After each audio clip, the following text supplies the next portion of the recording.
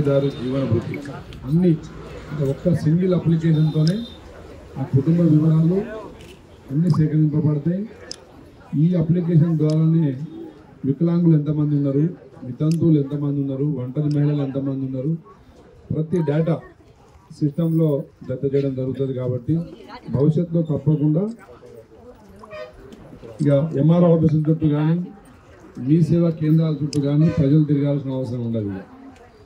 ఈరోజు సదరన్ క్యాంపులో physical handicapped దివ్యాంగుల సర్టిఫికేట్ ఉంటే అది కూడా జత చేసేయచ్చు. ఉద్యమకారులు చనిపోయిన కుటుంబాలు ఉంటే డెత్ సర్టిఫికేట్ జత చేయొచ్చు. సో వివరాలు కరెక్ట్గా అందజేయడానికి ప్రజలకు మీ ద్వారా ఇన్ఫర్మేషన్ ఇచ్చే విధంగా కొంచెం వివరంగా మీరు రాస్తే వివరంగా సోషల్ మీడియా ద్వారా కానీ ప్రజలకు చేరవేస్తే